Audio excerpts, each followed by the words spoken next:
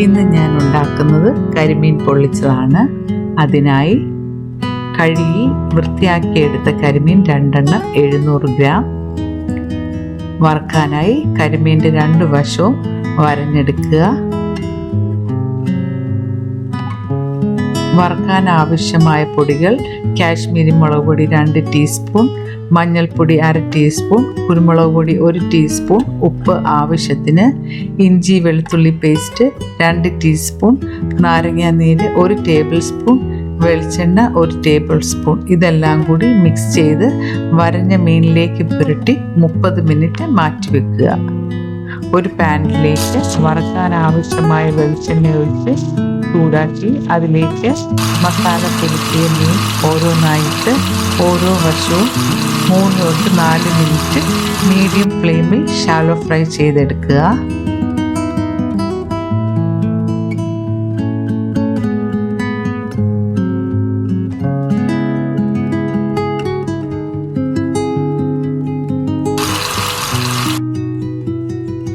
മീൻ വറുത്ത എണ്ണയിലെ കരട് മാറ്റി അതേ എണ്ണയിൽ നമുക്ക് മസാല റെഡിയാക്കാം. ചൂടായ എണ്ണയിലേക്ക് കുറച്ച് കറിവേപ്പില, പച്ചമുളക് 4 എണ്ണം നടുവേ മുറിച്ചത്, ഇഞ്ചി വെളുത്തുള്ളി ചെറുതായി അരിഞ്ഞത് 20 ഗ്രാം വീതം അരിഞ്ഞതും ഇട്ട് 1 മിനിറ്റ് വഴറ്റിയതിന് ശേഷം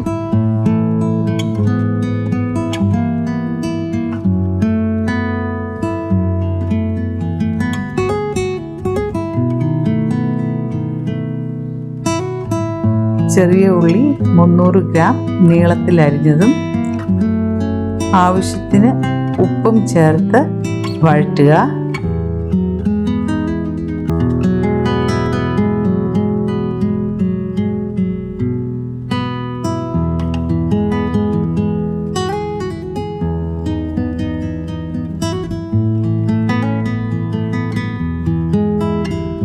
ഇത് നന്നായി വഴന്നതിന് ശേഷം അതിലേക്ക് മല്ലിപ്പൊടി 1/2 ടീസ്പൂൺ, കാശ്മീരി മുളക് പൊടി 2 ടീസ്പൂൺ, കുരുമുളക് പൊടി 1 ടീസ്പൂൺ, ഗരം മസാലപ്പൊടി 1/2 ടീസ്പൂൺ, മഞ്ഞൾപ്പൊടി 1/4 ടീസ്പൂൺ, കായപ്പൊടി 1/4 ടീസ്പൂൺ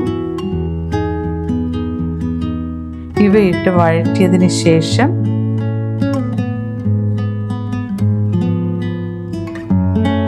തക്കാളി ചെറുതായി അരിഞ്ഞത് 150 ഗ്രാം ഇട്ട് ഇളക്കി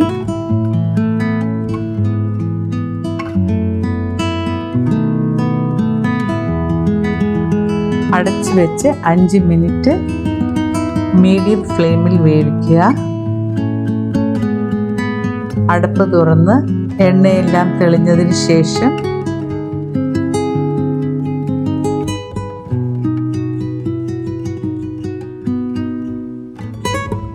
മുക്കാൽ കപ്പ് തേങ്ങാപ്പാൽ ഒഴിച്ച് ഇളക്കിയതിന് ശേഷം തീ ഓഫ് ചെയ്യുക. അതിലേക്ക് 1 ടേബിൾ സ്പൂൺ വിനാഗിരിയും ചേർത്ത് ഇളക്കി അടച്ചു വെക്കുക. നമ്മുടെ മസാല റെഡിയായി. മീൻ പൊള്ളിക്കാനായി വാഴയില തീയുടെ മുകളിൽ വെച്ച് വാട്ടിയെടുക്കാം. വാട്ടിയെടുത്ത വാഴയിലയുടെ മുകളിലേക്ക് 1 ടീസ്പൂൺ വെളിച്ചെണ്ണ ഒഴിച്ച് ബ്രഷ് ചെയ്തതിന് ശേഷം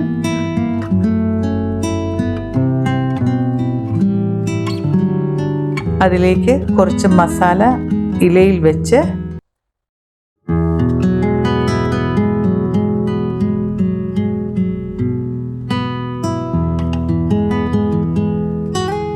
അതിൻ്റെ മുകളിലേക്ക് ഷാലോ ഫ്രൈ ചെയ്ത് വെച്ച മീൻ എടുത്ത് വെച്ച് അതിൻ്റെ മുകളിലും മസാല പുരട്ടുക.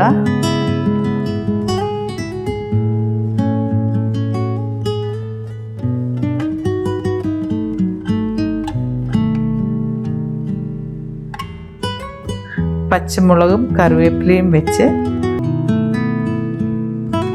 മടക്കി വാഴനാര് കൊണ്ട് കെട്ടി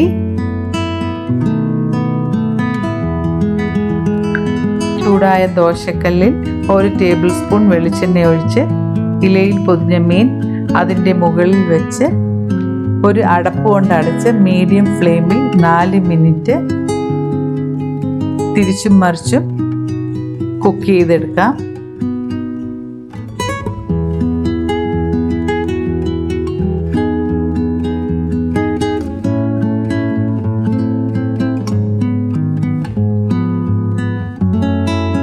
നമ്മുടെ കരിമീൻ പൊള്ളിച്ചത് റെഡിയായി.